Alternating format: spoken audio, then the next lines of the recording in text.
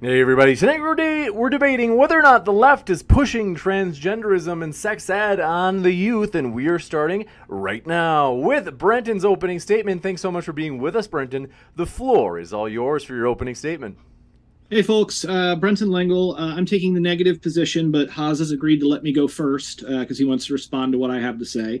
If you guys don't know me, by the way, my name is Brenton Lengel. I'm a playwright, anarchist, and author of Snow White Zombie Apocalypse and also Derrudi's Shadow of the People, the second issue of which will be coming out very, very soon. So I'm really excited about that. So to begin, the charge that the left is somehow indoctrinating children, specifically with regards to promoting LGBT identity and behavior, is a common refrain from the right-wing media machine. The culture war is both vapid and insufferable at the best of times, but lately it has taken a particularly sinister turn in this regard as to the obviously bad faith charge that academia is somehow littered with leftist groomers. This attempt to stoke moral panic is particularly hilarious coming from the far right. See my previous debate on this subject against neo-Nazi J.F. Garape. Suffice to say, the actual institutional abuse of children is not happening within schools or libraries and has nothing to do with drag queen story hour. Conversely, it has everything to do with venerable right-wing institutions like the Roman Catholic Church, the American Evangelical Movement, and the elite members of the Republican Party like Matt Gaetz and Roy Moore. But the literally criminal levels of hypocrisy aside, let's take this charge seriously. After all, it is certainly possible that both sides of the political aisle are engaged in this sort of behavior. So first, let's define the left. Now, to be clear, I do not consider myself part of the left. I agree with them on most issues, but I'm not joining their team, nor am I drinking their Kool-Aid. If I think the left is wrong about something, I will throw them under the bus in an instant. Instead, I am speaking to Haas today as a communist who firmly believes that queer lib is class struggle and inherently tied into the struggle against imperialism and Western hegemony. But what is the left? Well, there's two ways you can look at it. You can arbitrarily set the bar for the center squarely between the USA's two ruling parties, the Democrats and the GOP. I would take issue with this characterization because the world is much bigger than just the USA, and in the grand scheme of things, the Democrats, even the most progressive Democrats, are still more or less center-right, at least in terms of the first world. Still, if Haas wants to frame things in purely American terms, I will accept this characterization for the purposes of this discussion. However, I think a better place to draw the line between the right and the left is actually over the issue of capitalism, specifically the desire to move beyond it in favor of some form of socialism, as well as support for some kind of revolutionary movement. So, Marxists, classical anarchists, and various forms of democratic socialists are all broadly leftists, in my view. Leftists traditionally embrace civil rights and social progression because at their core, the left is driven by a fundamental respect for human life, regardless of rank or distinction. To quote Che Guevara, it may seem strange, but a revolutionary is driven by great feelings of love. So, with our terms defined, I will point out that in this debate, my interlocutor has all of his work ahead of him, as I am the one taking the negative position and he is making the positive claim. The burden of proof is on Haas. He must prove that this leftist conspiracy is actually happening, which he will be unable to, because beyond a few heavily propagandized edge cases, there's absolutely no valid or convincing evidence that any of this grooming is taking place. As anecdotal evidence is not representative, and vague gestures directed at some supposed malevolent cabal are exactly that, airy nothings and nothing more, if Haas wants to claim that the left is indoctrinating children, he must conclusively show, 1, the specific existence of such an organization that is supposedly engaged in this particular indoctrination process. 2, the existence of particular people within this organization's structure who have taken these actions, and how those same actions materially result in grooming. He must be able to credibly associate said organization and individuals within the left as a whole. Number 3, in such a way that their specific presence can be seen as, at the very least, representative of a major current within leftist ideology and practice. He will, of course, be unable to do this, because the grooming moral panic relies entirely on innuendo and statistically insignificant edge cases. The fact of the matter is, the increased visibility of LGBTQ individuals and identities in school literature isn't some sinister plot. It is a reflection that our society, in response to the information age, is becoming more pluralistic. Gay people exist, as do trans folks, and as a result of this, we would be doing our children an extreme disservice if we kept these obvious facts from them. Ironically, suppression of sex education at school actually increases the chances that children will be sexually abused, according to the Journal of Zanya Medicine, who state unequivocally that in reality, the main abusers of children within the family are fathers and stepfathers, and the main abusers outside of the family are not drag queens or gay or trans individuals, but in fact, cis hetero boyfriends. The journal goes on to state, the prevention of sexual abuse against children and adolescents should occur at school due to the close contact with teachers. Professionals aware of their duties in cases of abuse are fundamental to the discussion and detection of such situations. Sex education should be part of the school routine, giving teachers and administrators the confidence to know what stance to take in cases of sexual abuse. Now, Nature Journal, the most respected scientific publication in the Western world, concurs with Zanya, stating, the National Education Standards K through 12 second edition is potentially one of the most powerful components of a multi-pronged strategy to lower the unacceptably high rates of sexual violence in the United States. And it is important to note that the NSES-CSE specifically stresses, quote, acceptance of students who identify as lesbian, gay, bisexual, transgender, queer, or questioning, many of whom are at disproportionate risk for school absenteeism, dropping out, bullying, and detrimental sexual health outcomes, such as HIV, other STDs, and unintended pregnancy. So, materially, scientifically, learning about and accepting LGBTQ identities as one of the many valid expressions of love and gender prevents child abuse. Now, do schools, especially public schools in the United States, always handle this part of the curriculum well? Absolutely not. But that's mainly because the American educational system is more or less garbage and is designed to churn out managers, clerks, and service industry workers. Why? Because, to quote George Carlin, the owners of this country don't want a population of critical thinkers. Instead, the major business and financial interests want people who are just smart enough to do the job and handle the paperwork, while simultaneously being too dumb to sit around the kitchen table at night and realize just how terribly they're getting screwed by the elite ruling class and the capitalist system. They want obedient workers, and a good comprehensive education is not conducive to that.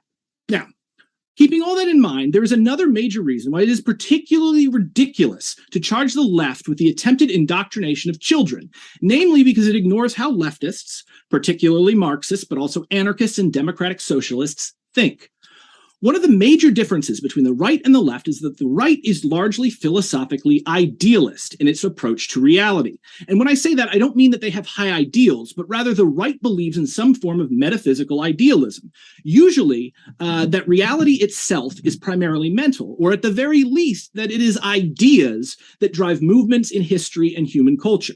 To the right-wing brain, history is a series of great men with good ideas imposing their will upon the world and battling evil men with bad ideas. For evidence of this, all you need to do is look at how often the right-wing media machine finds ideological bugaboos to whip their followers into a frenzy of hate for clicks, cash, and clout.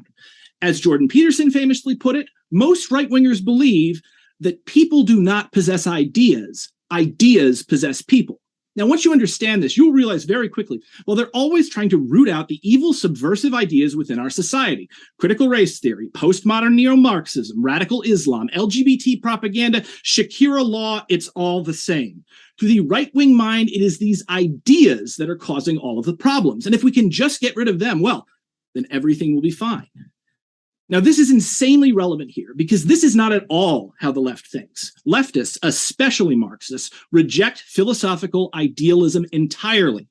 When it comes to metaphysics, the left is almost exclusively philosophically materialist, which means that leftists believe that it is not ideas that drive society, nor is it individuals that drive history. Rather, it is physical circumstances. Assuming that one can indoctrinate a population by means of popular education is to put the cart before the horse. To a philosophical materialist, ideas and ideology grow out of the situation a person finds themselves in. So even if leftists wanted to indoctrinate children into some form of LGBTQ lifestyle, they wouldn't be doing it with drag between story hour or woke school policy because they don't believe that you can change people on a fundamental level by exposing them to particular ideas. People will develop and adopt ideas based around what makes sense for them and their goals and their communities.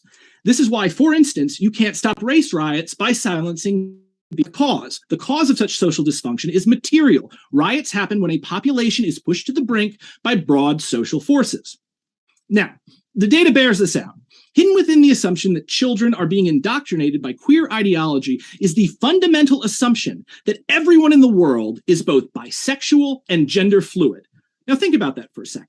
If sexual orientation and gender identity could be altered by school policy or a trip to the library, then we should actually see this happening.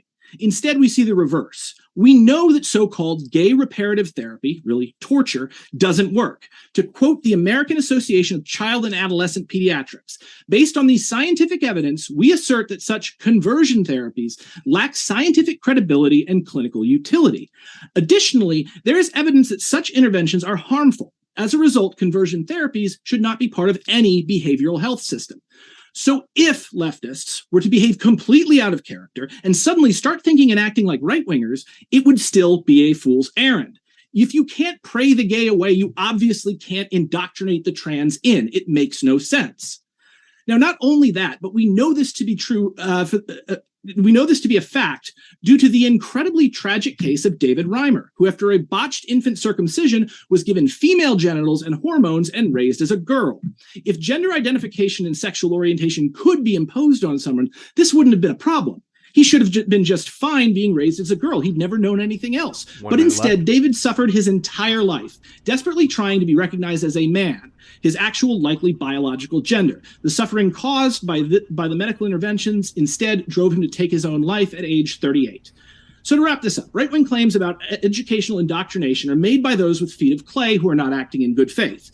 Not only that, but they're being completely unscientific and ahistorical. Leftists are not indoctrinating children in schools or anywhere else. From a leftist perspective, the very idea of this type of indoctrination is a fool's errand. What is happening is that the right wing wants to indoctrinate children with their own values, or in my opinion, lack thereof, and are projecting this desire onto their political enemies. Don't fall for it. It's a lie, and it's a stupid lie that depends on you not knowing anything about the left and being completely ignorant of both history and science. At the end of the day, people who don't want you to think are never your friends, and this is why we need to allow children to learn this important information. It is not indoctrination. Get off the internet. Shut down the culture war. I'm done. Want to say thank you very much for that opening, Brenton, and I've got to tell you folks, we really do appreciate our guests, both Brenton and Infrared. Hold on, I'm just changing monitors here. I got something funky going on, but don't worry, we're going to make it through this. I want to tell you, my dear friends, I am excited about a couple of things. First, if you didn't know, Modern Day Debate, DebateCon, our debate conference, is coming up on Saturday 19th in Plano, Texas. You can see at the bottom right of your screen, Aaron Ra and Daniel Hakikatu collide. Atheist versus Muslim, as well as, oh baby, check this one out, Matt Dillahunty and Destiny, the two biggest debaters in each category, religion and atheism debates and political debates, collide. That's going to be a juicy one on the bodily autonomy argument. You don't want to miss it. If you haven't yet, my dear friends, the link for the tickets for that live in-person event in Plano, Texas is in the description box. Highly encourage you, check out that link, as well as the crowdfund, which you can see on the far right side of the screen right now. It says DebateCon 2 crowdfund. You can see the meter is at 52%. My dear friends, we have passed the middle mark. We are going to make our goal of $2,000. That helps us cover the venue, which is about $2,300. So we want to say, please do give to that Indiegogo crowdfund if you haven't already. One last thing before I kick it over to Infrared. I want to say it's true. Our debaters disagree on all sorts of stuff, and I disagree with them on all sorts of stuff. But as a neutral moderator, I try to stay neutral. But I've got to tell you, I do want to plug this in case you guys love comics.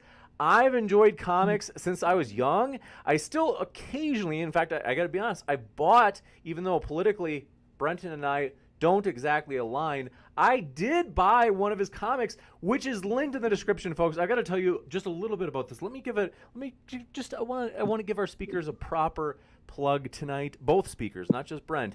But I want to say, it is, if you're maybe politically neutral or moderate, or I should say maybe even right-leaning, you can enjoy this comic book, because I've got to tell you, I don't really agree with Brenton on a lot, but Snow White, this is, in other words, like kind of a summary of Brenton's comic book. Snow White awakens to Prince Charming's kiss 28 days later, if you've seen that movie.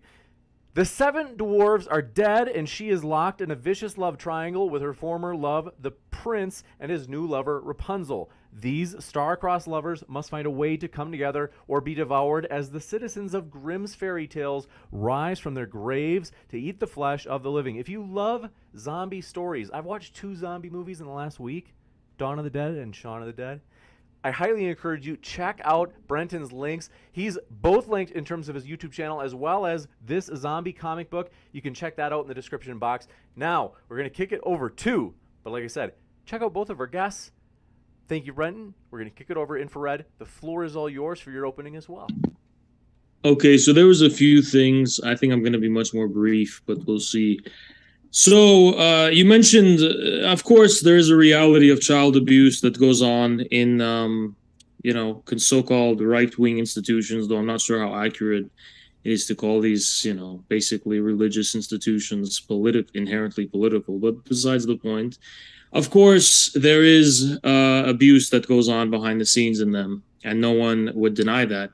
And the reason for that is because even from the perspective of those institutions and from the common sensibilities of the people, the definition of abuse is very clear. If a priest or if some figure of authority is using their power in such a way to abuse children, everyone is very clear about what the definition of abuse is. The problem is not that right-wingers are hypocritical and that we deny that. The contrary is true. We can recognize their hypocrisy because we have a very clear red line as far as what constitutes the abuse of children, the sexualization of children. But the problem I have with the American left, and more on that in a moment, is that they're trying to change the definition of abuse. So, of course, they are not interested in abusing children if they can just simply change the definition of what constitutes abuse in the first place. How could you be abused if you're not going to call it abuse anymore? You're going to call it the exploration of, child sexuality, or the expression of alternative sexual identities and the pursuit. You can change the definition. You can change the wording in such a way where we can't refer to it as abuse any longer, or else we risk being called bigots. And I think that is what is at the center of the debate in America. It's a problem of the definition of child abuse and child sexual abuse is changing, okay? No one denies that right-wingers are hypocrites, not all of them, but that the hypocrisy exists among right-wingers. But that's only because we have a common and agreed upon understanding of what abuse is. And to me, the left is simply trying to change what that is, such that it's not going to be something behind closed doors, which everyone would recognize as a horrible thing whenever people got caught for it. It would be like an openly tolerated thing, just called something else. But more, as far as the political distinction between left and right, I think this is kind of too philosophically convoluted for the range of the debate. I have written about this in my MAGACommunism Substack. I do have a political theory about political difference, but I don't think it's necessarily relevant to when people say the left. Just to be clear, they're not making some like philosophical statement on the definition of the left or the definition of the right in a broad historical sense. They're referring to a polarization that is like abundantly clear. There is a polarization in this country, and there's two sides to this polarization. One side is referred to as the right, the other side is referred to as the left. That's not because there's like a common agreed upon definition of what those things are. It's just because one side is acting in a distinct way, the other side is acting in another distinct way. One side, for example, is promoting the teaching of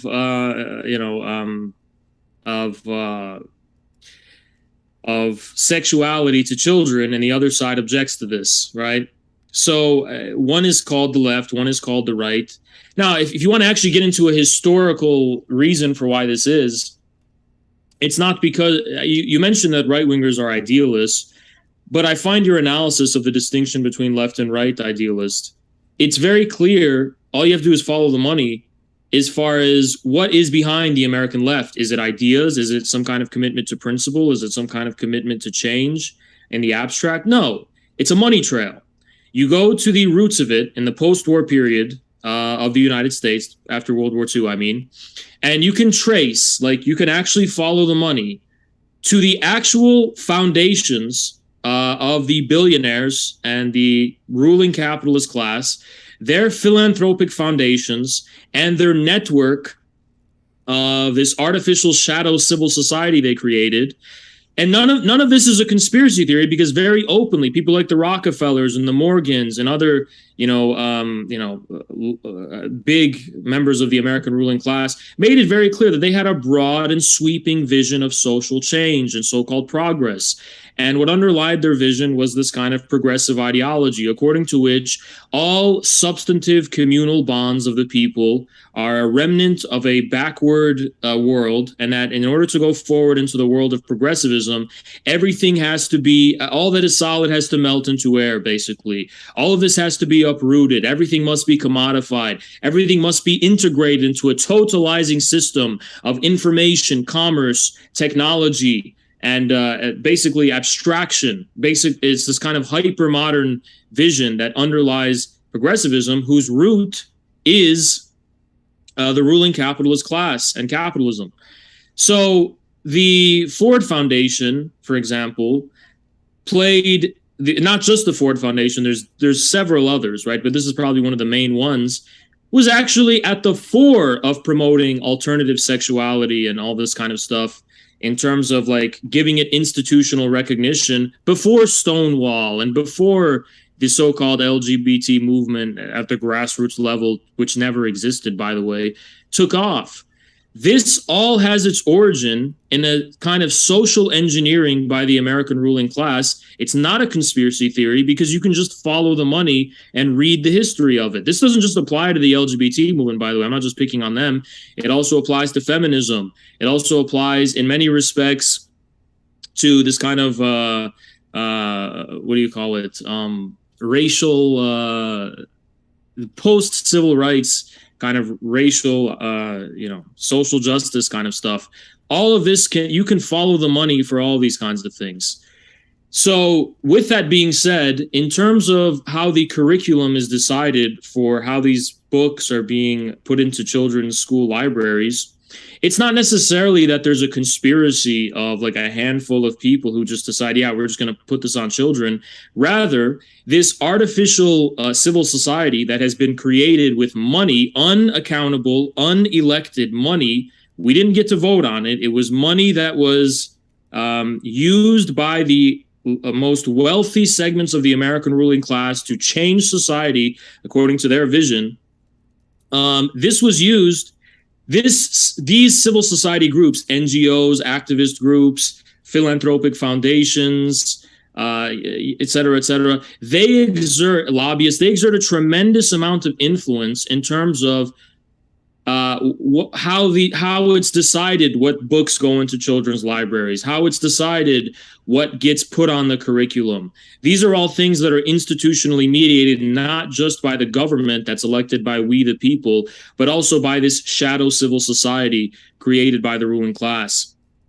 So with that being said, and with that understanding in mind, rather than some kind of cartoonish conspiracy where there's a cabal on top that's just deciding everything in a top-down way, you're dealing with something a little bit more complex. You're dealing with a ruling class agenda, yes, that is funneled and mediated through the creation of an artificial civil society. That means there doesn't have to be one conspiracy at the top. The will of the ruling class gets to be diffused in NGOs, activist groups, institutions which pay people's salary and allow people to make a living, which exerts hegemony and influence over what avant-garde ideas in the university actually will get funding, what research will get funding and what research won't get funding, what activists get funding and which activists don't get funding. It's not one conspiracy, it's a network. It's a network that permeates the lowest sectors of our society in the form of an entire shadow civil society. And the way this works isn't necessarily, that everything is controlled by the same source. the control is happening in a kind of more rhizomatic way, if you will. It's a web, it's a network. So, for example, why is it that on TV, because we're not just dealing with public schools, if you watch these cartoons for like toddlers, basically, I've seen it on YouTube. There was the gay parade one that was for children, and it was talking about trans people, and it was talking about all the different kinds of families, and this was for toddlers, by the way. I mean, which writers and which showrunners and producers decided that? Well, they're the people who decided that are the ones who probably got educated somewhere. Well, who decided the curriculum of their education? So as you can see, this is not an organic thing that comes from the grassroots, from the people, as some historical organic change, as you tried to allude to. This has its roots in money, and the thing that, because I'm a materialist, the thing that actually feeds people. What streams of revenue enable these people who are creative and they're academics and they do all this? They influence people for a living, right? This is what I'm trying to say. They don't work with their hands for a living, working in factories or anything, or even working at McDonald's. They draft up, what are the things we're going to see on TV? What are the things we're going to learn in school? 2 minutes left. How do they make a living? Where does that money come from? The private philanthropic foundations and the shadow civil society, where does that money come from? It doesn't come from thin air. It doesn't come from popular demand. It's not created in a decentralized way. It comes from the ruling class. So that's my argument here. Now, I think you finally made an argument, and I don't really remember the rest of what you said, but you said something about how right-wingers see the world in an idealist way because they attribute the latest thing, it's critical race theory or whatever. And you said Marxists are different because they're materialists. Well, they're supposed to be materialists. I agree they're supposed to be, but that's just not how the American left is. The American left is more idealist than the right, I would say, because they attribute all of these so-called phenomena coming from the other side also to ideas. They just call it the ideas of the far right, or more importantly, fascism and Nazism. And then there isn't a day that goes by that someone like me gets accused of being a Dugan conspiracy. I'm a Duganist. It's a LaRouche conspiracy, Lyndon LaRouche. Who else? Nick Land's accelerationism. I mean, there isn't a day that goes by that a new conspiracy emerges as far as what is behind the infrared phenomena from the left. So this applies to the left even more. They're the ones who are always kind of trying to look for the primordial metaphysical idea that's behind why parents are objecting to the fact that there's books in children's libraries at public schools which are teaching children how to go on the internet and meet strangers to have sex with, or how to have and engage in a very viscerally detailed way, how to have sex in general, like how to have gay sex and all this kinds of stuff that they're putting in children's libraries. And children object to this. For example, here in Dearborn, Michigan, which is a predominantly Arab and Muslim 20 seconds community, they're like, this is just Islamist ideology. It's not like this is coming from like some intuitive, even instinctual thing from the heart of the parents. It has to be a right-wing ideology brainwashing them. But there you go. That's my argument. You got it. And I want to say, my dear friends, we're going to jump into the open discussion. This is going to be juicy. It's going to be lively. In the same way I mentioned, Brenton is linked below in the description box.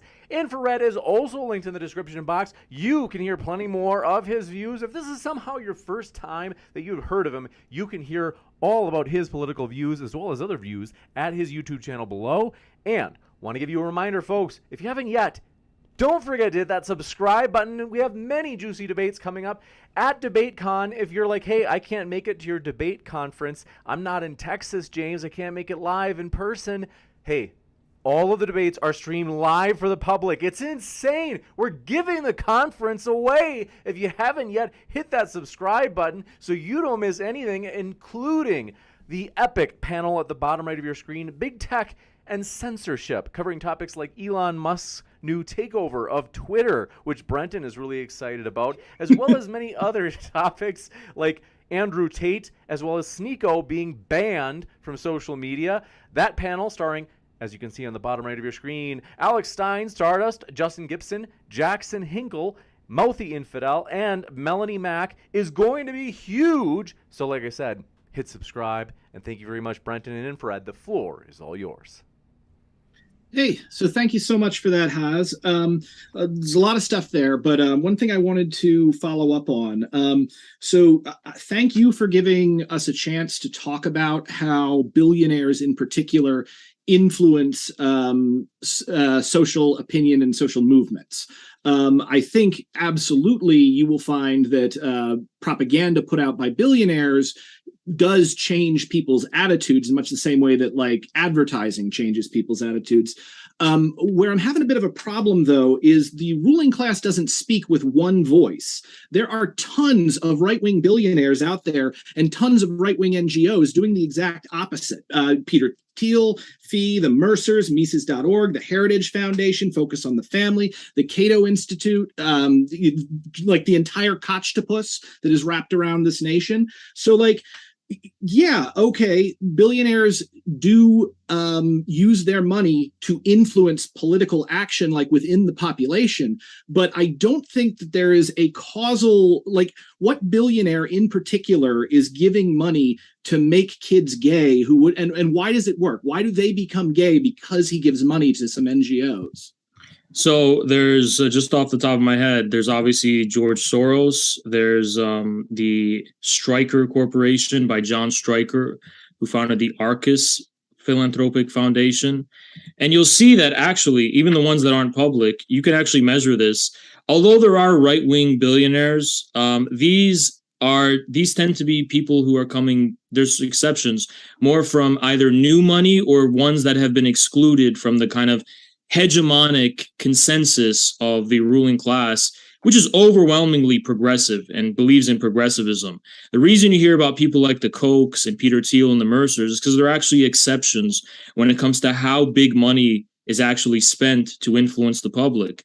It's like you had the Ford Foundation, the Rockefellers, the Morgans, and others who have consolidated this shadow civil society. And then there's these other right-wing billionaires that are trying to kind of push back against that with alternatives, but they're failing in doing that. That's why, you'll never see on the Disney Channel or in Disney's media, stuff that's against the LGBT cause or just even neutral on it, right? At this point. The same thing. So when it comes to TV, for what children view on TV, there's not really a big foothold for right-wing media. The same goes for public schools and universities and academia. Actually, the right-wingers are kind of these insurgent forces.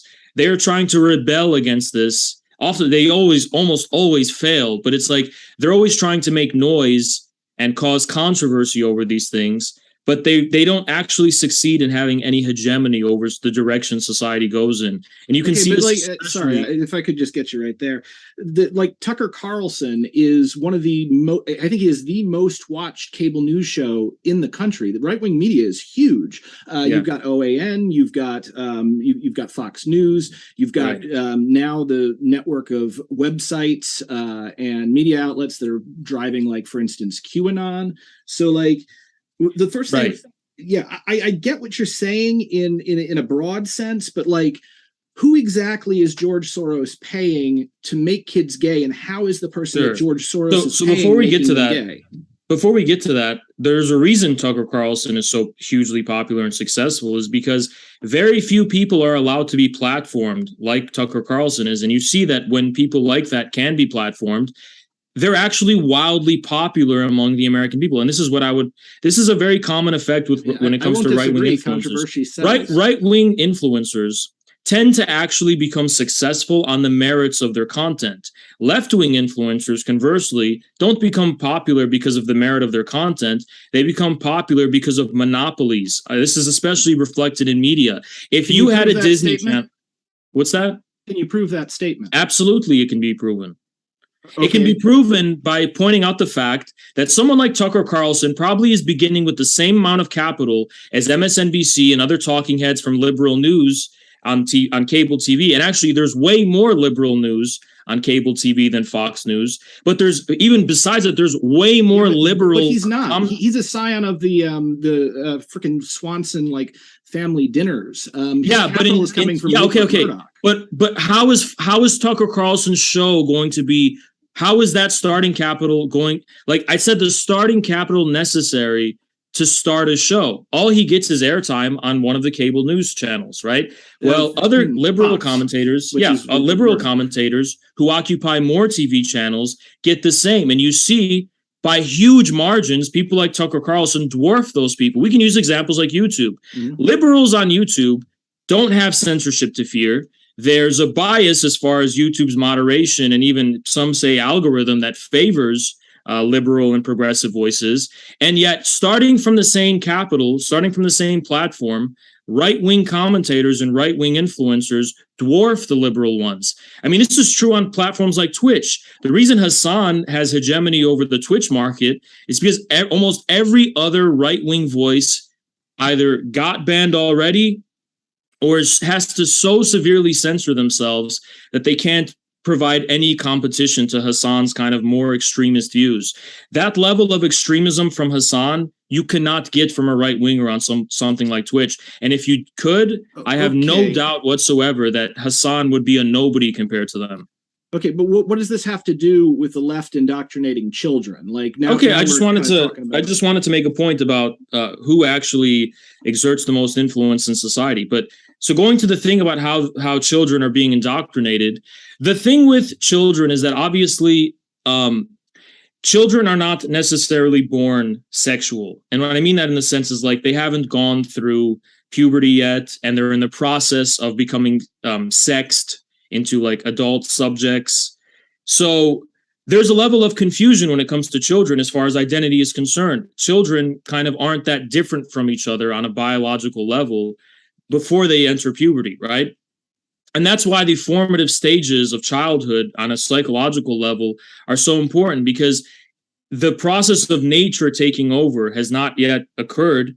So there's this need for children to become accustomed to what gender roles are and what it means to have role models and what people they should be looking up to and whose footsteps they should be following. Kids?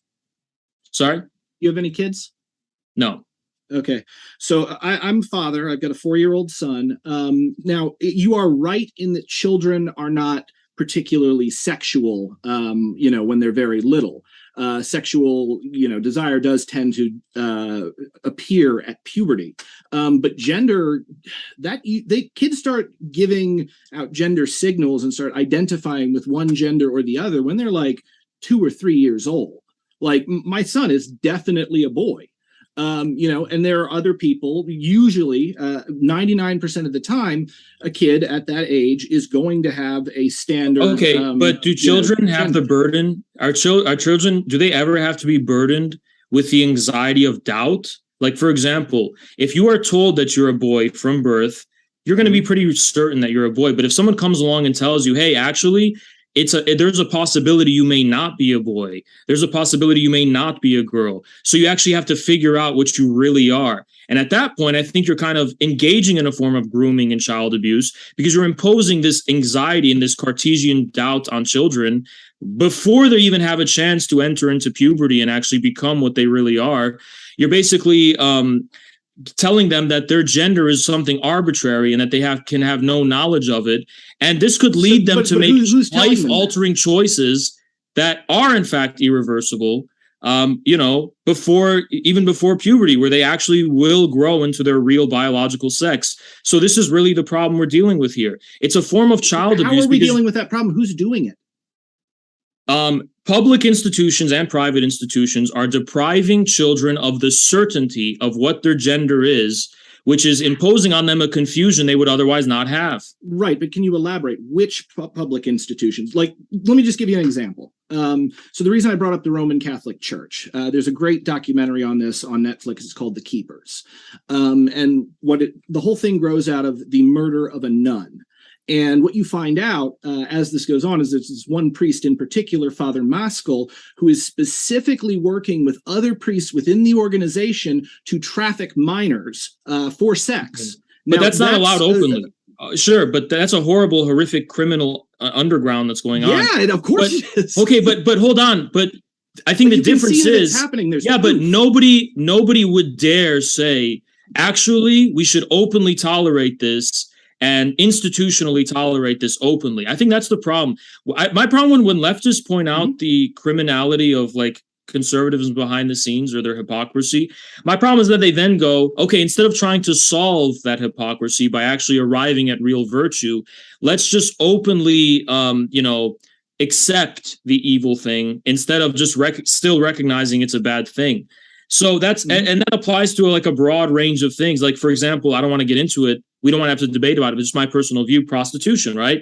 They're like, oh yeah, right-wingers secretly love prostitution. They're just hypocrites about it. And when it's in the underworld, it's still happening either way. So let's just like tolerate prostitution and making it open. So it's like it's changing what is probably more to do with the elites. Elite people tend to skirt laws and morality much more often than the proletariat. But my problem is how the progressive agenda seems to be always about changing the definition of what is virtue and what is vice, rather than actually being committed to the elimination of vice. Okay. No, I get you. I think that's valid. And I can see why you feel that way. My question here, because I don't really consider progressives necessarily, they're usually leftists today, but they can also have some very reactionary social views. Britain's a good example. It's got the reputation of being turf island at this point. And the UK Labour Party is like that. So like, as far as social progressivism goes, I guess, so what would be the difference between that you could see between our society simply evolving to include more of reality as our scientific understanding of our own species increases, and these people imposing false values and changing definitions of this stuff? Like, what would be the difference?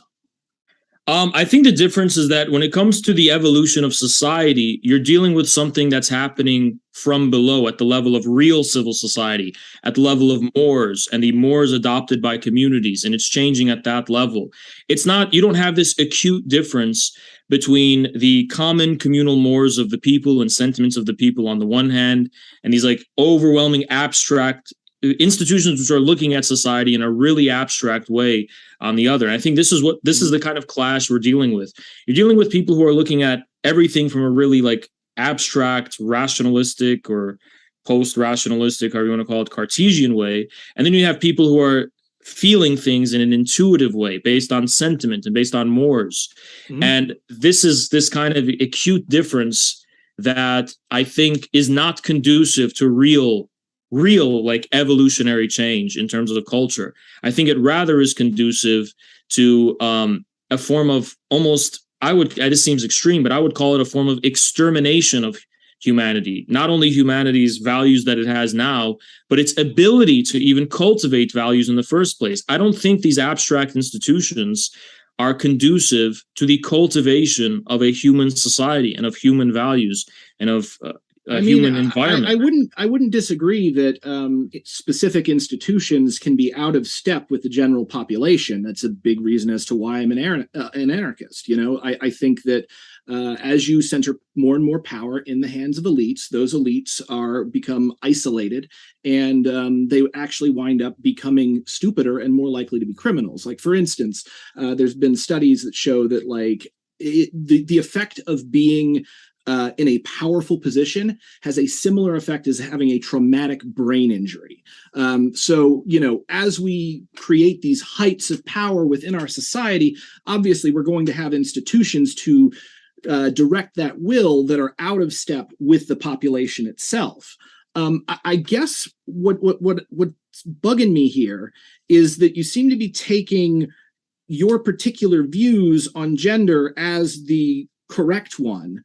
A priori, I'm not seeing a reason why, because as I mentioned earlier, like with that poor guy David, if you could convince someone to change their gender by how if kids were actually a tabula rasa, which I don't think is the case, he would have been fine as a girl. He was given the surgery to become a girl as a baby. He was given hormones from as soon as it was safe to give them to him. He was told he was a girl by everyone. And the entire time he was, no, I'm a boy. I'm a boy.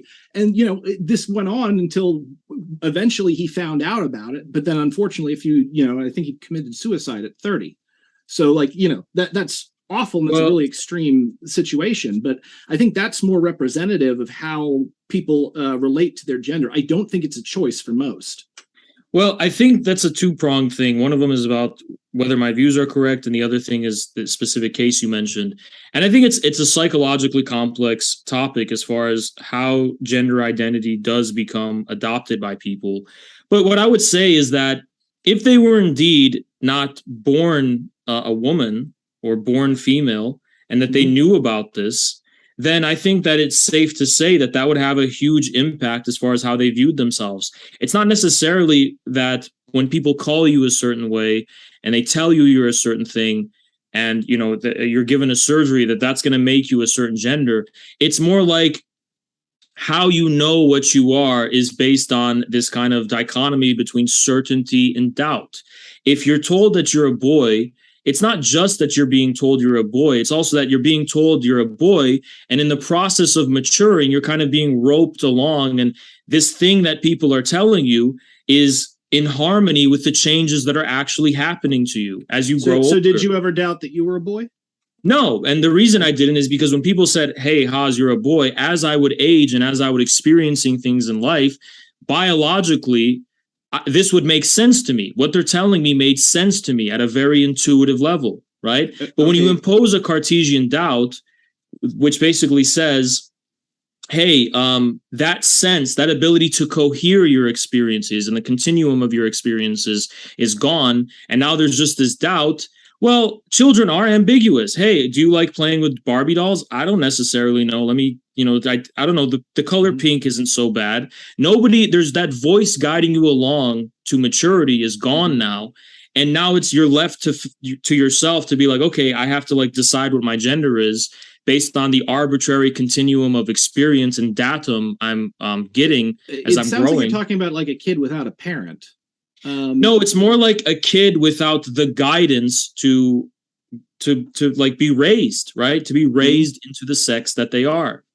Okay, so I get you. I understand what you're saying, that a kid who is, I guess, doesn't have a family structure in which he can feel guided by other people within the family or friends or positive role models within the community could, I guess, become confused. Again, I don't think that level of nurture trumps biology. I think pretty much there are probably some people within our population for whom gender is is fluid. There are people who are bisexual and can choose to be attracted to men or women, or they're generally attracted to both without choice. But like the point is that like love just seems so much more hard-coded into humanity. So I have a hard time believing, even in the case of, like an orphan or somebody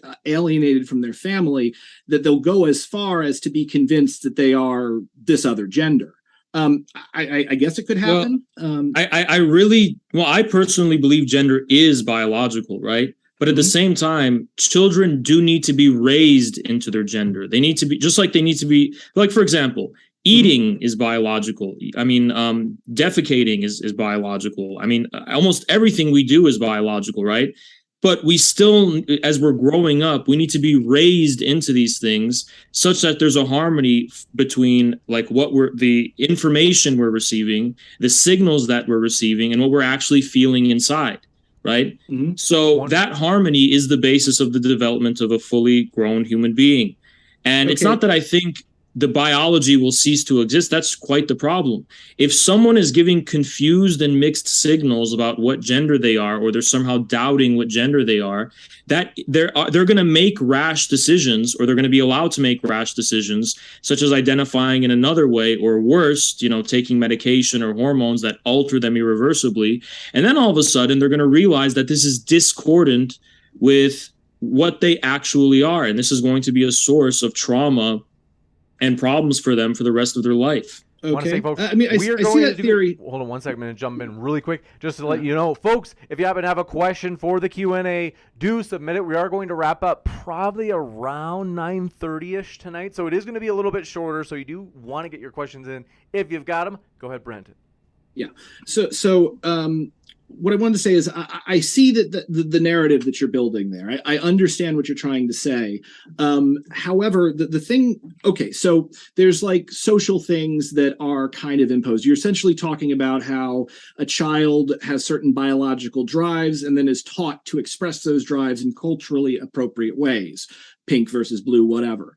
I will point out that, like, you were talking about the rich engineering society, the idea that pink is for girls and blue is for boys. That straight up comes from capital. It comes from advertising agencies. It actually used to be the reverse. And there's tons of other products here. A lot of the his and hers stuff is just capitalism trying to market to a specific demographic. But, you talk about this kid being confused because he knows about the existence of trans people, and possibly he could be one in a very unlikely situation. So how do you explain, for instance, they have done brain scans on trans people. And these are like pre-transition trans people who haven't received the hormones, who haven't gone under surgery. And the brain scan shows that their brain is more biologically similar to the gender they identify with than the gender they were born with. So a trans man, her brain might be much more like mine than the other female brain. So I feel like the material biology of the situation really plays against this sort of, I guess, cultural, lack of a better word, idealistic way of approaching gender. Because I'm not saying that as a slam. I'm just saying, like, if you can confuse. From what I know, those studies are extremely ambiguous, and also I think it's a wrong assumption to make that brains are an indication of biological essence because they're so plastic. What's biological essence? Like, just because you're looking at someone's brain doesn't mean you're looking at what they actually really are biologically, because brains actually are plastic and they mold themselves in accordance with environment. Neuroplasticity is a thing. I agree with you on that. No, but what is biological essence? Where is that? Is it in the heart? Is it in the genetic code? Is it in the? I think my view. I don't think biological essence is something you can view posterior. I don't know exactly how to say it. It's not something you look at after the fact. It's something in the active process of its development. So the biological essence of something is it's in motion. It's in development. It's in the process of its development. It's not necessarily like a gene or a specific part of your body. So the biological essence is the process of life, essentially, within the being. Right. I will agree with you on that, but then what you've done, essentially, and I think this is the correct view, is you have asserted that biological essence, particular biological essence, does not exist. Because if it's a process, it's continually moving it does. Changing. It does, because the process also... just because it's a process doesn't mean that process isn't kind of like determined in already in some kind of way. And you can see that determination, not necessarily, like, for example, you can see it in chromosomes. That doesn't mean it's in the chromosome. It just means that chromosome is an artifact of a specific form of that process. So it's almost like you're a detective and you're investigating these different patterns of, like, okay, what is the biological essence of this thing? It's a series of patterns and it's a series of signs that add up in a certain way. And that's pretty much how I would see it. So I would love to have a debate on hard determinism. James won't let me do it. You keep saying nobody cares. People care, James. But like, I agree with you that processes have, they tend to fall into a particular pattern. But let's, for instance, look at one that's we could argue is 100% determined. The course of a river. That is determined not by humans, assuming nobody's messed with it. It keeps going. But, there's the famous philosophical thing. We never step into the same river. It is constantly moving and changing. So I feel like this essence is an idea that we have. It's a ghost, but I don't think it's real. I think instead it's humans engaging in, I can't think of the name for it, but where people see faces and things that there's no face there. We're pattern-seeking creatures, and when there is no pattern that we can identify, we will impose a pattern. Because I definitely think there are essence, because essence just means the content of something. The question is, where is the essence? Is it already fixed somewhere, or is the essence being created in the process of its expression, like its formal expression? So I would say the essence is in the form and the development of the form itself. If we could, so how could we determine, just a person, how do we determine what that person's essence is? How do we isolate it? And how do we make sure that they really are essentially, for instance, a man? I pointed to. I think you should probably take nature as the best indicator of that. In terms of that's not going to go well at all, dude. I'm sorry. I think it will go well. And if someone we have frogs and fish that change sex from male to female. Nature is a mad scientist. But I don't really think animals. Yeah, but we're not frogs or fish. We're human beings. And if someone is born in a certain way, and I know there are people who are cross-sex and there's all sorts of exceptions, but that's exactly what they are. They're exceptions. There's still this fundamental pattern of how there's two sexes. And I think if someone do you own a coat? Sorry? Do you own a coat? Yeah. Okay. So that coat that you're wearing, assuming let's say it's made of wool, humans are not sheep. Through our technology, we have been able to capture the sheep's ability. I know. So for instance, but sexuality is more fundamental than human history and human technology. It's literally, sexuality, it means to be sexed. There's two versions of humanity of what a human being can be. And it's pretty clear there's two versions, and intersex people are just exceptions that are caught between the development of these two different versions. Then there's not two versions, though. Then there's there is main version and several exceptions. So there's a difference. There's two, and then there's expressions of how these two can interact in such a way that there's something in between, right? But those are very rare exceptions. Yeah. So, but in terms of sexuality and its importance here. So why do you think if someone is in fact intrinsically contrary to what they appear as from birth and what we expect them to be from birth, then the burden should be upon them to go against the existing mores and all of the institutions to break through and give expression to what they really are. If transgender identity... Describe the gay rights movement. Well, no, but here's the problem. If that was true, then it would not require such a huge institutional power. It wouldn't require socially engineering and transforming everyone's environment to make everyone confused. Everyone would be clear about who they were, and then the people who truly are exceptions, that exceptionality would be able to prevail over the environmental and institutional, so what way that we instantiate our humanity. Yeah, what institution is doing it though? Like what institution? Public schools, for example. Okay, I went to public school. I don't remember. I don't remember that. I don't either. But that's just what's going on. Is it's changing now, and it's changing because of this agenda. If I am to accept that there is an agenda and that things are changing, and I won't rule it out, it's a possibility. I would need to see where the agenda is, who's doing it, how they're doing it, and actually seeing the results of it. Yeah, I think you would just have to follow the money and trace that shadow civil society. The NGOs, the activist groups, the network of academic institutions, all of this there's a money trail here, right? And it can all be traced. Well, there's a narrative here, and I see your narrative is plausible.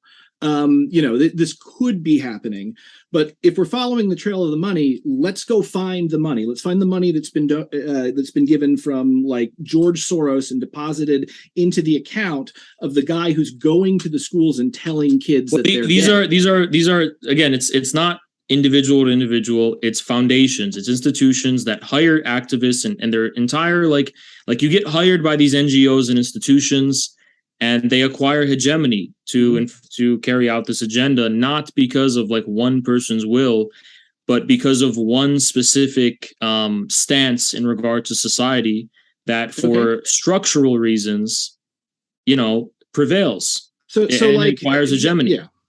I see what you're saying there. So so Doctors Without Borders, for instance, that's an NGO, that's an institution. It has board members, it has donations that it has to do. It's got tax records. You can follow the money with Doctors Without Borders and see that Doctors Without Borders are saving people's lives in various war zones. So what is the gay Doctors Without Borders that is turning kids trans? Well, there's actually a huge amount, but one of the ones I can think of right off the top of my head is the Arcus Foundation, and that one was created by the Stryker Corporation. But also the Open Society Foundation does advocacy for LGBT issues, and I mean, there's so many others. And are they doing advocacy for LGBT issues, or are they making people gay? Like, what's the difference?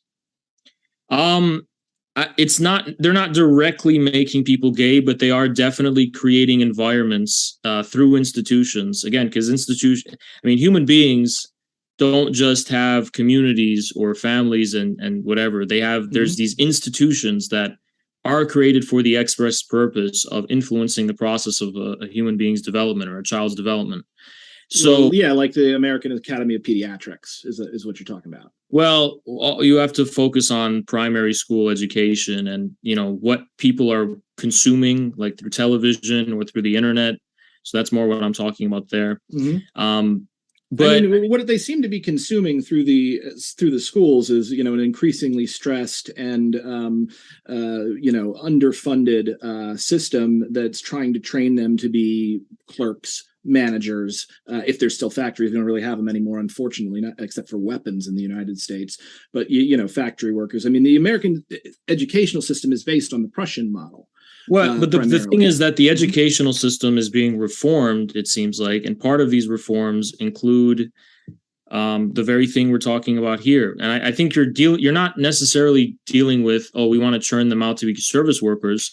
It's very clear that there's an agenda to churn out I will be charitable by calling them civilly conscientious subjects who, they don't want people to break rules because then they have who will not question, for example, vaccine mandates or lockdowns or maybe a war agenda in Ukraine. People will be more willing to.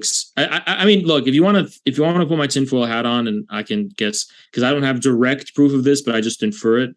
I think what's going on is that because sexuality is the most fundamental aspect of our humanity, if you can actually attach people's sense of sexual identity to these institutions, then they're going to possess such a level of loyalty to these institutions based on this unconscious traumatic level that will make them unquestioning cultural and info and even literal soldiers of the machine, right? So I see this is kind of my impression of why it's happening. Okay, so I'm not going to get into that. I will say I don't think that if the government could and large institutions could completely change people and build, I mean, they've been trying to do that since like the first king put the first crown on his head and found people dumb enough to think that made him better. Like that state's been around 6,000 years out of our 244,000 years on this planet.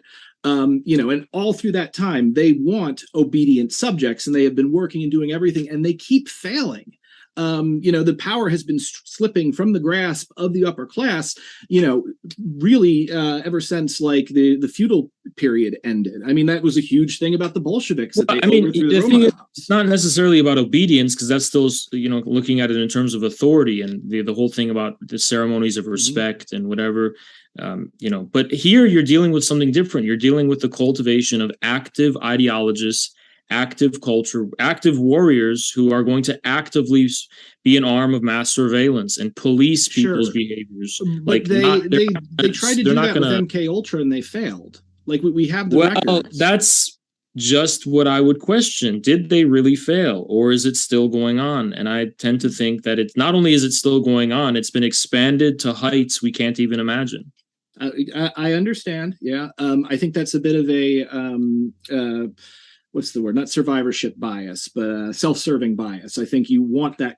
So you're assuming that they were not stopped. Now, were they stopped? Were they not stopped? Who knows? So I got a quick question for you, though, because we're getting into really into the weeds here. Okay, so what is, if these institutions that engage supposedly in gay advocacy, what is the good version of that? Like, when are they engaged? What is the difference between gay advocacy and gay indoctrination? I think the burden of proof should be on basically like, if this is in fact a real thing, that isn't just like being emerging as a phenomena because of a certain socially engineering, a socially engineered environment. I think the burden should be upon it to break through the web of societal mores and customs that do in fact exist activism at the real, no, not necessarily through activism, at the real level of civil society. And at that level, I think, as far as people's attitudes toward it are concerned, I think there's more room for it to be given organic expression. But I think it's really about the real civil society versus the artificial one that was created by the ruling class. Yeah. So no, I get you. I'm just asking, like, how do you, Haas, recognize this is the real civil society, that this group of people who have been marginalized and kicked around, and that them working for their civil rights is true and good and right? I would ask this other group is wrong. I would ask which circumstances require censorship in order to maintain themselves, which circumstances require more kind of authoritarianism, if you will, to maintain themselves. If you relax the rules, what would be the result? I think that's a kind of good indication of where the people's sentiments really are. Yeah, I'm sorry. I think one of the problems is that we do have a hard time understanding precisely what that is, which is why from square one we have to kind of return back to the people's sentiments, no matter how hateful or whatever they seem to be. And you have to work at that level as just your starting point. I just want to acknowledge really quickly before we get too far. I love it that the tanky is taking the anti-authoritarian, the more anti-authoritarian position here. Well, I mean, when it comes to culture issues, this really has been the default, tanky view, I guess, throughout history. When it comes to other things, sure, I'll give you that there's more authoritarianism. But when it comes to cultural issues, there is really a kind of view that, it's like when Stalin was talking to Enver Hoxha, two of the most authoritarian people, two of the most biggest tankies in the world, if you will. Stalin told Hoxha, who was engaging in this process of closing down churches and mosques, he told him, the religious sensibilities of the people must not be offended. You have to respect them. You have to meet the people where they are, because they've had these for thousands of years. And if you artificially try to change people from the top, it's going to bring you no good. And I don't disagree with that. I think he was probably right to say it.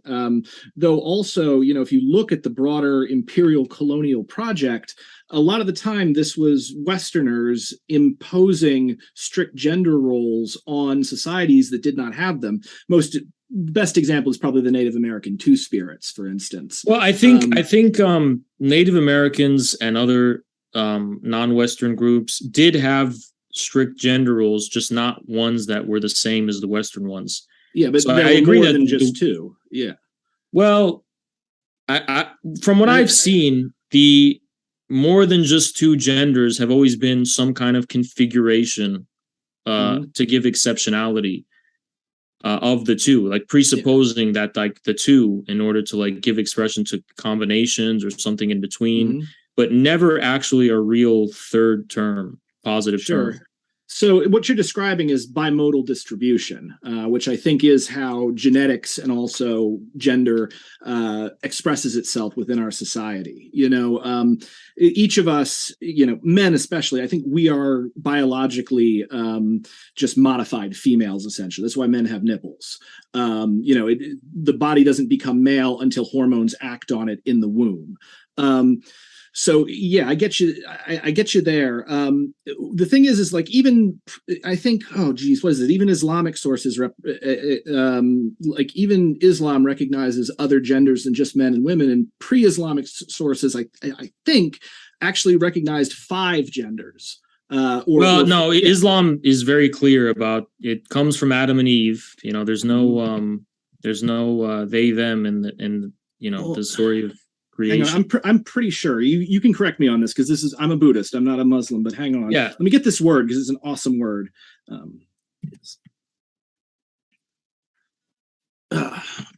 Gender in the roles meantime, in Islam. do you want to say? Oh, go ahead. Sorry.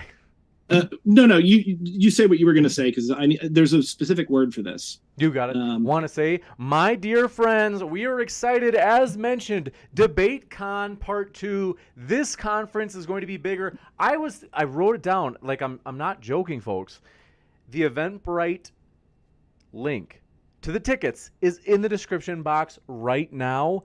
I really do think this one may actually sell out. It really is. We've got a great start in terms of ticket sales. So, folks, if you haven't yet, click on that description box link below for Eventbrite, where you can buy your own ticket to see this bad boy in person. And maybe you're like, well, I can't commit to the whole day, but, could I just see one debate? That is an option. You can get a ticket for one debate. And not only that, but my dear friends, the crowd fund, as you can see on the far right of the screen, is at 52%. It has continued to grow. We are going to reach our goal. If you believe in the vision, if you are with us on believing that, it's important that there is a neutral platform so that everybody can have their chance to make their case on a level playing field. Then join us by throwing in, hey, $3 into that Indiegogo crowd fund to help us make this event possible. This, or I should say Saturday, November 19th in Plano, Texas. Go ahead. Yeah. Brent. So the word is, I'm probably going to mangle this, Mukanath. Mukanath, effeminate ones who resemble women. It was a term used in classical Arabic to refer to effeminate men or people of ambiguous sexual characteristics. Yeah, but this is not permitted within Islam. The Quran, one of the indications of the end of days says men will imitate women and women will imitate men, right? Sure, but the existence of this role seems to indicate that this gender exists. You may not like it, but it still exists. Well, that was not a gender on its own. It was a combination. It was men acting like women, right? That's not its own positive term. It's just a way to describe, again, that what did you call it? Bimodal distribution. Mm-hmm. Yeah, I would agree. And I think that it's, shades of gray. We can't draw a hard line between any of this, unfortunately. It's frustrating for humans because that's kind of how we interact with reality, by roping things off, by drawing lines and deciding, focusing our conscious attention on just one part of reality as opposed to the whole. So I get that. I just see that it's a little arbitrary. The way I feel about sex and gender is that the figure of a man and figure of a woman, these are ideals that exist on the other end of a spectrum, and they are correlated with masculinity and femininity. Biologically, most people distribute closer to one or the other. But there's some that get distributed in the middle biologically and either are born with unclear genitalia. It's about 1% of people actually who wind up, even in the 90s, they had a ton of babies born that had unclear genitals and the doctors would just guess. They only stopped doing that very, very recently. And again, that's 1%. That's around 1% of the population. That's bigger than the entire U.S. military.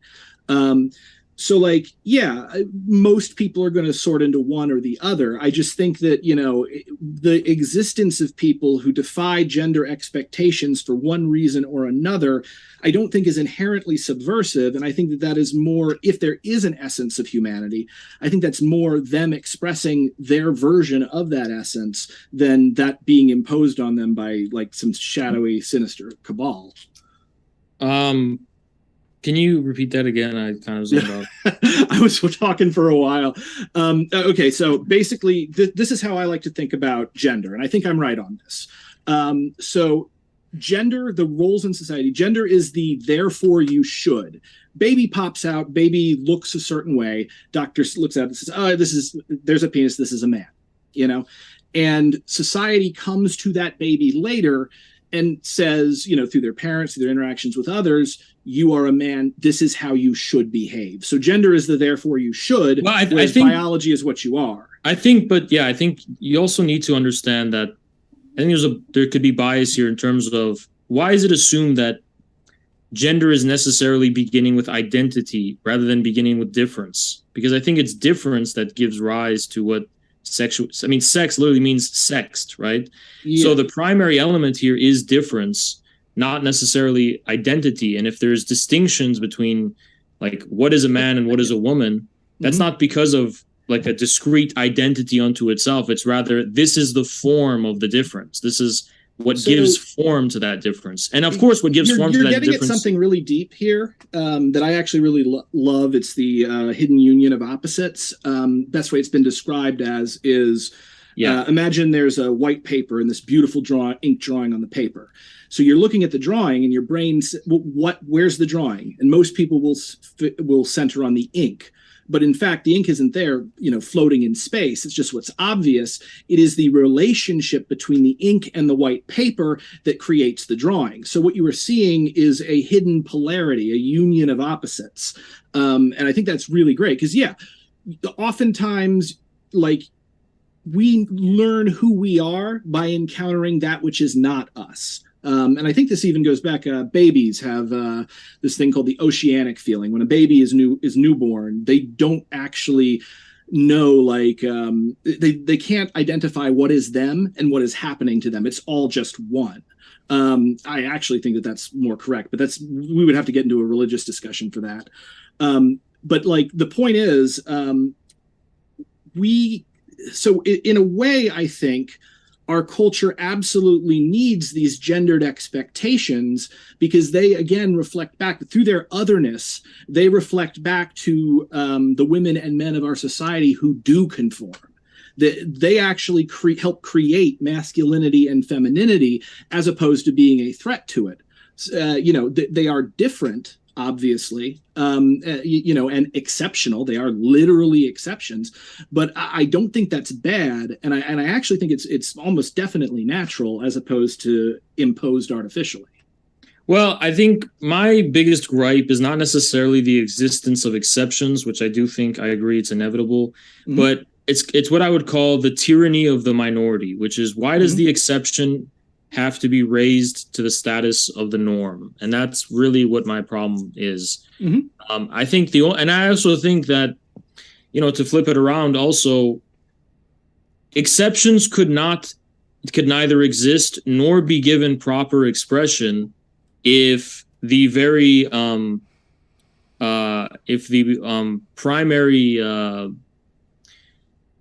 primary elements are no longer able to like exist. Like, you can't have the exception couldn't even exist if the norms were not in place, is what I mean. So no, you're touching on dependent origination. It's a major Buddhist concept. Up doesn't exist without down.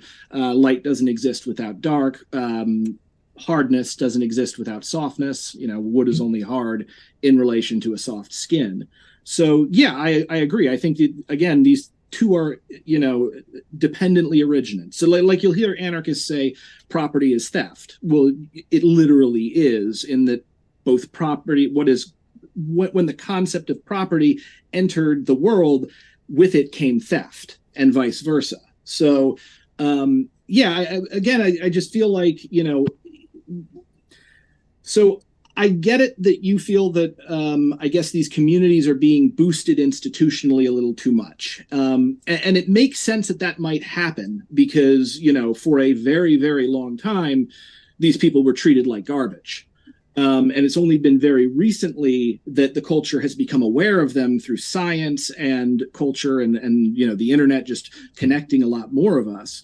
When somebody notices that their car is drifting in a little bit over into the line, sometimes they do an overcorrection and pull to the right. That makes sense. And, obviously that jostles the car.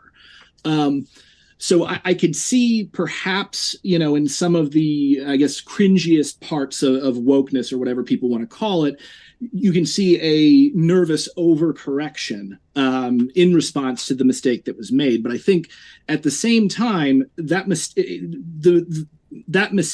that hegemony, and you call it whatever you want, I think the term kyriarchy makes a lot of sense for this. As society becomes more diverse, or at least as society becomes aware of itself becoming more diverse, you'll have an initial period of overcorrection, which will then naturally dialectically bring things back to, I guess, a more harmonious part. And I just feel like like these people, they got enough problems. Why do people have to hate on them? Why do they have to assume that they're part of some dark, shadowy cabal? I mean, out of all of the queer people that I've met in my entire life, and I've met a lot because I work in the arts, I know a lot of trans people. I've never found someone who says, "Oh, I was indoctrinated at school." Well, I mean, but saying that would be like a conscious acceptance of.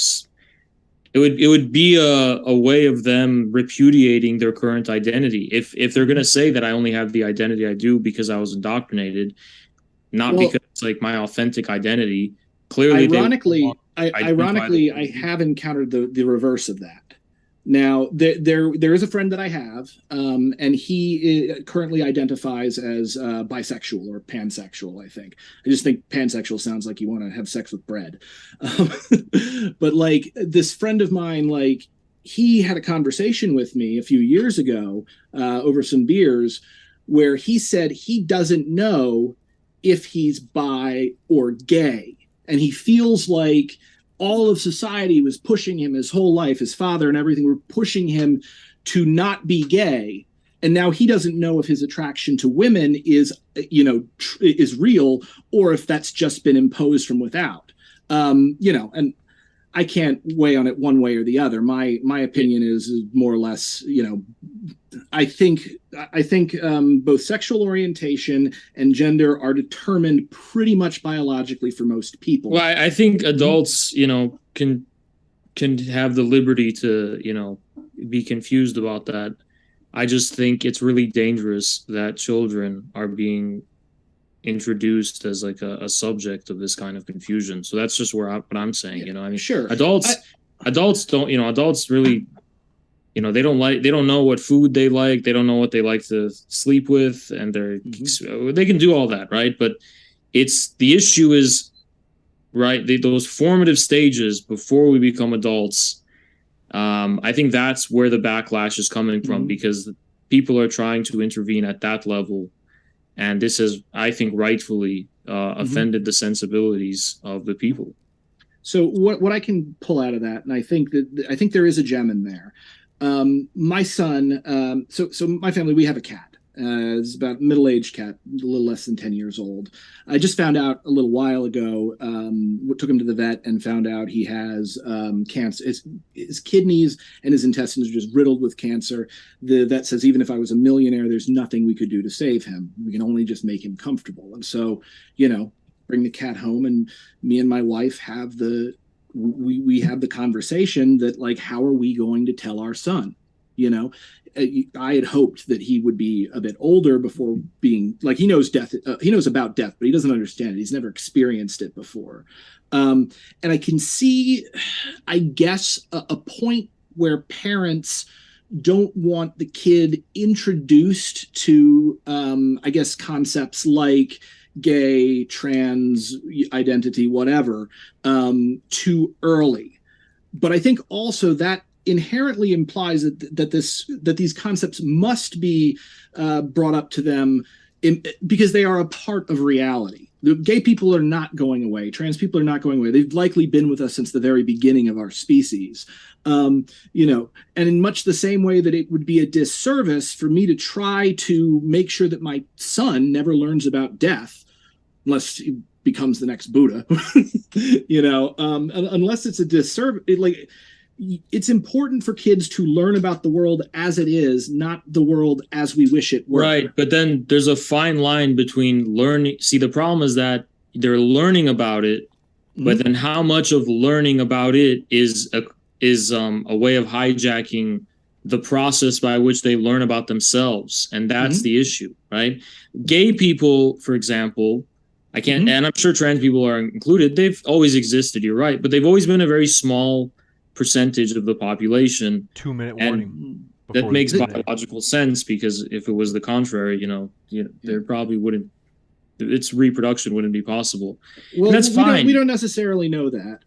I think gays are 10 to 20% of the population, and trans are usually 1%. Yeah, that sounds extremely high to me. I mean, I don't know. I think trans is lower, but the thing is that with regard to reproduction, as I said before, nature. I'm just trying to say is that, like, when it comes to what children need to know about, I think, like, they don't need to know about different forms of sex, and if they see two guys holding hands in public and they're like curious about it, I guess people could just say, oh yeah, that's like a different thing. And I don't think they would be that curious about it if, I don't necessarily know why it has to be institutionalized. Well, to take this back to my opening statement from that Chinese publication, and that was then echoed in Nature Journal, you're actually protecting kids by teaching them about this. Now, we can disagree about what point is right to introduce this to kids, but when you do teach kids about sex in a way that is, conducive to their knowledge as a kid, you are protecting them. They are able to say when they are getting abused. They're able to recognize it and call for help. When people don't do that, there is and that's honestly why a lot of abuse takes place in institutions like the Catholic Church and the Southern Baptist League. I would have to independently look at that publication. Sure. I'll send you the paper. I'd have to. I can't really. I don't really like. I can't really make anything of that because I haven't seen it. But regardless, just from what I can say, I don't necessarily think that children learning. I mean, when you say learning about sexuality, what does that mean for children? What does that mean for their own development? I don't think children really have the capacity to understand sexuality until they themselves start to develop sexual feelings through the course of puberty. So that's can get it on different levels. It's usually the job of parents to make sense of those feelings by explaining, what's going on when people are going through puberty. Like, usually mothers will talk to their daughters and fathers will talk to their sons. It's an entirely normal thing. And all brothers will occasionally talk to their brothers. Yeah. Yeah. So I don't know why that has to be handled, again, institutionally. I don't know why a school has to take on the role as like of teaching children about all the ins and outs of sexuality when, for as long as humanity's existed, it seems like that's been handled in a more organic, natural way. I'll give you a chance to respond, Brent. Then we're going to go into the Q&A. Yeah, sure. No, I see that. What I'll say is the reason why like I said, there are scientific studies that prove pretty conclusively that it should be included in the school. The reason it is being put into curriculum is because there is a problem that needs to be addressed institutionally. If just letting things be, and it's hilarious coming from an anarchist, worked, we wouldn't be having these problems in the first place. I guess what I'll just say is, the thing, both Infrared, both you and me, we are interested in one form of revolution or another. We are both interested in changing the status quo in a very big way. And to go back again to Che Guevara, a revolutionary is motivated by great feelings of love.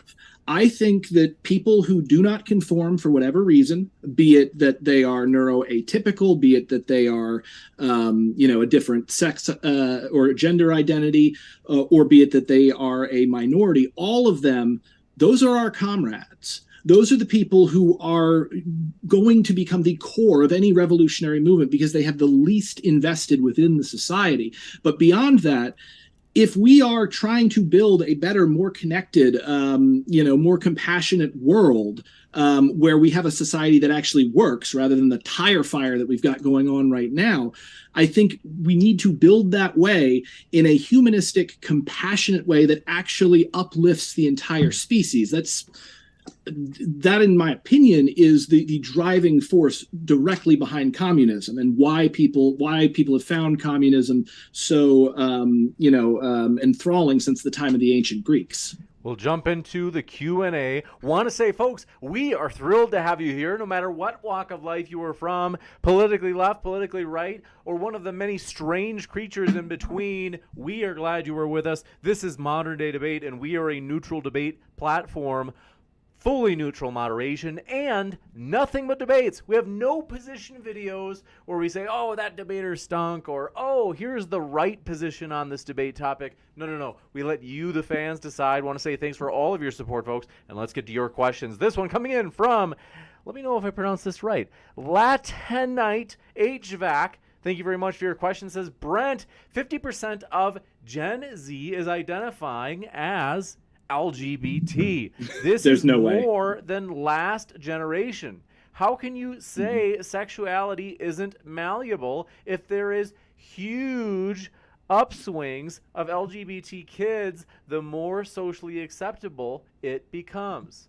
Yeah. So 50% of Gen Z that's ridiculous. What's happened there, I think, is that you have found an outlier poll that was conducted in a poor way and led to huge bias. As they say, I used to say in my statistics class, there are liars, there are damn liars, and there are statisticians. You need to look at the overall surveys of this, and I don't know what they would be, but 50% is way too high. There's no way. As opposed to why are we suddenly seeing a lot more gay and trans people? Because they were always here, but they were hiding. It wasn't until I bring this up frequently, but at my lunch table in high school, there was a kid who was in my circle of friends that would frequently remark over lunch that if he were president, he would round up every single gay person in the country, put them in an island, and blow that island to hell with a tactical nuclear strike. Now, if you've got kids talking like that, you know how hard kids bully other kids and find any little difference as an excuse to go after them. Like, coming out as gay was until very recently, and it still is to a certain extent, extremely dangerous. It makes you at higher rates of suicide, higher rate. You're more likely to be murdered oftentimes, especially if you're a trans woman. You're more likely to be abused. You're more likely to be denied housing or food or kicked out of your home. The reason we're seeing more of them is it's finally safe, but they were always here. This one coming in from, do appreciate your question. Yajalma says, believes in a conspiracy of rich people to dumb down people, but LGBT people trying to normalize their behavior is a conspiracy theory by the right, Brenton? So they're saying... Yeah. It's... Brenton believes in a conspiracy theory of rich people that are trying to dumb down people, but then says, but the LGBT people that are trying to normalize their behavior is a conspiracy theory by the right. And then they say Brent is molded by society. He has no internal beliefs. He's also a soy boy. By the way, no, I do not eat soy. Soy is like the McDonald's of protein supplements. If you want to do like a milk-based thing, or you're going for like bodybuilding, Vega protein powder. It's phenomenal. It's actually way, way better than whey even. And, I'm lactose intolerant. So that's the first thing. The second thing is that okay, so there are actual real conspiracies that we can see. It's not a conspiracy that wealthy people want a population that are just smart enough to do the job and do the paperwork, but too dumb to figure it out and cause problems. And that it's literally it is how much funding they give to the schools. So the Republicans right now are trying to pull as much funding as possible out of the public school system. This is because they're not realizing that kids are coming out of the school system ready to work. They're taking that for granted. So it's the rich doing what is in the economic best interest for them. As opposed to, I don't actually see a reason for rich people to just make people gay. I think there was something in the DOD when this came out during the war in Iraq. There was somebody trying to develop a gay bomb that would make all the other soldiers gay, and they just have an orgy instead of fighting the U.S. military. That didn't work for obvious reasons. One of the most ridiculous things. And hey, hundreds of thousands of your tax dollars went into that. So maybe take a look at our defense spending and put it into the schools instead. This one coming in from Yudaf Haku says, 2 super chats, says Gorillaz is the best band. Ha! And then says, thanks Infrared, I needed evidence of horseshoe theory. Yeah, of course. They need a village. Haas, you want to respond? Sounded like a girl. Haas, are you watching somebody else's stream? No. I was exiting tabs on the. Yeah, I was leaving them. I'll read the question again. I saw the horseshoe theory. Okay. I mean, like, I think my sentiments. If you want, you want to talk about the Western left and like what's a real Communist Party. The KPRF, the Communist Party of the Russian Federation, if you were even slightly, more progressive than my view here, right, they would find it like abominably absurd, right? So it's like, are they, I don't know, what is right wing, what is left wing? You could read my MAGA communism Substack, and I think the horseshoe theory is stupid because it basically like engages in this thought of like, if you're anti-establishment, then you're gonna have views that differ from the establishment. It's like, okay, you got it. I think I will concur with Haas there in that I think horseshoe theory is absolute bullshit. If anything, I think fishhook theory makes a little bit more sense. And I can get into that later. But what I will point out, Haas, is that like one of the first things that the Bolsheviks did when they toppled the Romanovs was decriminalize homosexuality. Now that got rolled back later, but I think that was more of they threw out the entire body of civil codes indiscriminately, which resulted in decriminalization. Right, but that didn't necessarily reflect their attitude on the question. I'll have to look it up and see, because again, there's the currents within communism absolutely have a drive towards, social progress. I don't think that's true.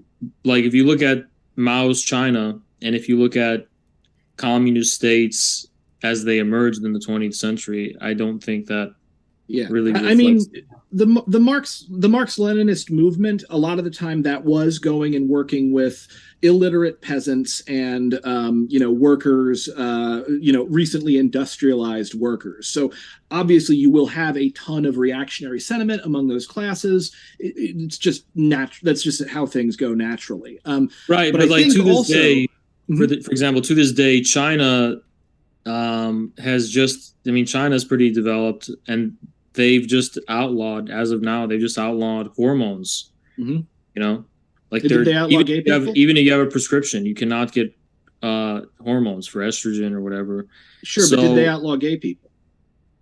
No, but there's no gay marriage in China. I would have to look into that. I don't know one way or the other. I wouldn't be surprised because I think it's really rare to outlaw gay people. I mean, even Iran doesn't outlaw gay people; they just outlaw it in public. Which I'm not in favor of. Iran isn't as bad as people make it out to be on that particular issue. I agree. There's more, and oftentimes that gets brought up as a reason to wave the saber at Iran. But I think the question is about social progress, which is not so much about toleration, more about trying to change the social norms. And communists definitely were not interested in that when it came to sexual relations. I think the free love movement was a huge part of the left coming out of the Paris Commune. Maybe the left, but that was like fiercely opposed by Marx, Engels, and Lenin later as well. Again, I'll have to wait a minute. Engels was a huge advocate for women's rights. So there's definitely, which at the time I don't know what you mean by women's rights. I mean, like Marx expelled feminists from the International Working Men's Association. Engels literally wanted to destroy the family. No, he did. Engels did not. Engels did not want to destroy the family. He merely insisted on the fact that the state of capitalist family relations, which actually commodified, which is the family. Like, yeah, no, it was a version of the family that emerged in Victorian England. Engels simply insisted upon the fact that this did not arise from any immutable laws of history, that families have changed throughout history. And he said, I have no way of predicting how families will change in the future, but I simply insist. But he said, one thing I can be certain of is that a woman's love will never able to be again purchased with money, and that relations between men and women will be based on love and not money. That's what he said. Yeah, and he's 100% right there. Right, but again, that is overthrowing. He didn't want to abolish the family. He didn't want to abolish the family. He didn't want to abolish anything, actually. He predicted that with the breakdown of capitalism, this kind of universal prostitution, including real prostitution, right, would break down. So, I mean, I won't 100% disagree with that, but you know, again, when right wingers are crowing about the family and how we have to protect the family, they're not crowing about family in general. You can't get rid of family because that's just how humans have lived on this planet. They want to protect very specifically the nuclear family, which is the only reason the nuclear family exists is it was convenient for capital. If the nuclear family is defined by a man, woman, and children, I don't think that's something unique to capitalism at all. I think that's normally human families, as we have existed on this planet, were clan-based and extended. It was usually a large family of everybody living together. Right, I understand that. But like in terms of a family unit, those are very real, right? They're real. I'm just saying that the nuclear family, the form that family took in American history, that the right is constantly trying to get us back to, you know, and the precursors to that, Engels was objecting. Well, I mean, no, extended families are very common. They're very common in rural parts. This is a really good conversation, James. But okay, let's move it on. I don't have all night. Big J says Brent is the proof behind MK Ultra. What does that mean, Brent? So MK Ultra, the whole thing that they were trying to do was basically invent mind control by using LSD and torture.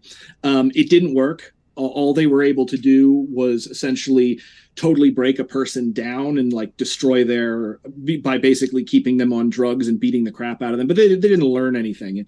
You could get the exact same effect on people that MK Ultra did by just hitting them with a stick enough times.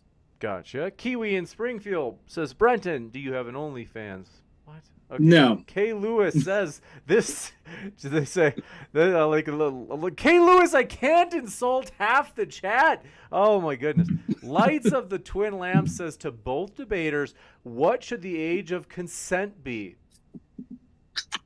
Oz, do you want to go first, or should I? 18 seems like age of consent for adults. 18, obviously. And it should be pretty much discouraged for people who are both below 18. I don't know if criminalized, like if two 16-year-olds in high school, I mean, it should probably be like looked down on, but I don't know if they should go to jail for that. But if you're an adult and if you're 18 or over, you should only be able to be with people who are 18 and older. That's something I can be certain of. Brent? Yeah. So, you know, as an anarchist, I'm against laws in general. Law is a blunt instrument. It doesn't, oftentimes it can cause very serious problems. A good example might be like when the age of consent at 18 was enforced against like an 18-year-old girl and like a 17-year-old guy. And suddenly like the parents use that because they don't like the guy to get him charged as a sex offender. You're against the age of consent? I'm against all laws, but I'm not against the age of consent. I think 18 is reasonable. What I think is that we need to basically cultural norms need to be created within the communities and enforced in ways that make sense, as opposed to created somewhere else and enforced in a way that is stupid. The age of consent is meant to protect, 17-year-old girls from 25-year-old guys who say they love them. It's not meant to like attack an 18-year-old because they slept with their 15-year-old boyfriend or girlfriend. Yeah. So I mean, I think in the long way, I agree with you, Has. I think it's 18. I just But is probably don't those laws, doesn't that kind of universal law establish a red line? I mean, it establishes a red line, but the problem is that the red line might be might be arbitrary and not apply in every situation. It would only apply in most situations. But isn't that better than not applying at all? Oh, absolutely. No, I'm not saying that you should not apply. People always get confused about this with anarchists. I'm not saying that there should not be rules. And I think that an age of consent rule makes sense around 18. I think that's perfectly fine. What I'm saying is that if you are in school, for instance, when this is a horrible thing about schools, they have these zero tolerance policies oftentimes, and minor infractions wind up hurting people who didn't actually do anything wrong a lot of the time. So yeah, my feeling on this is that I think 18 is a perfectly fine place to draw that line. I would just like to leave things up to judges and local communities as to how they want to work around that principle. With the exception, though, I will say, because I know there's stuff like bigamy going on in certain parts of the country where people are marrying younger and younger girls. That's really fucked up and absolutely needs to be stopped. Regardless of whether you do that with the law or some other tactic. This from Chris Morlock says, for Brenton, LGBT people do not reproduce nearly at the same rate as heteronormative people. Isn't promoting the political institution of LGBT seamlessly interconnected to degrowth policy? No, it's definitely not. In fact, and I wanted to get this in the debate. So we know that gay people exist in nature, just like we know that gay animals exist in nature. The reason the reason that they exist is because they had some level of evolutionary utility, either in the past or now. If it was not useful for a species to have gay members of that species, there would be no gay members of that species. They would be bred out. I think there's been some theories on it that perhaps, for instance, gay people, they'll say gay penguins, because they will take care of orphaned penguins, because I guess straight penguins will not do that, will only look after their offspring. It gives an overall advantage to the entire penguin species. And similarly, I think having gay people within our population probably gives an overall advantage to humanity, even though the individual gay people may or may not be personally reproducing. One of the weird things about gay people is that the more kids a woman has, and the more of a particular gender, the more likely. So if a woman has a boy baby, and then follows that up with a brother, and follows it up with a third brother, the third brother is statistically more likely to be gay than the first two. You got it. And last question. This one coming in from. Do appreciate your. Let me just see if I can find this here. Just want to say, folks, our guests are linked in the description. This last question coming in from. I couldn't find the name, but it was earlier in the chat. It was a standard question. They said, can each debater define gender? Said, I think they are talking about slightly different things. You want to go first, Taz? How would I define gender? I would say that gender is the phenomenal expression of sexuality. Cool. Do you want me? I guess I'll go there. In my opinion, gender is the social expectations that come with having a particular body. Because I was born a man, and I'm a big guy, 6'1", doing all this crazy shit that I do. That is me acting out the role of a man within society, as a father, as a leader, all of those things. The sex is what you are. Gender is the therefore you should that is given to people based on what they are. You got it. And let me just double check. I think we got all of them. Want to say, folks, as I mentioned, if you love comic books, no matter what side you're on, politically left or politically right, you can check out Brenton's comic down below, especially, hey, who doesn't like a good zombie story? As I said, I've actually bought one of Brenton's comics, no joke. So I don't agree with, frankly, I don't agree with Brenton or Infrared on too much. Yeah. But James, if most people agreed with me, I'd change my position. But I want to mention that Brenton's comic is, you could say, nonpartisan. He's not pushing his, what's the word I'm looking for? It's not propaganda. Transgender stuff. I'm an artist. We're kind of the opposite of propagandist. A propagandist uses the truth to tell lies. I use elaborate lies, like stories about zombies and shit, to tell the truth. And that's reflecting a honest portrayal. There's a piece of me in every single page that I write, and that resonates with people because we're all humans, and I hope it resonates because it makes me and everybody feel a little less alone when we can come together. But yeah, I'm not interested in didactically instructing people on how they should live and I don't know. I'm just telling a kick-ass story and just trying to be truthful as opposed to be partisan.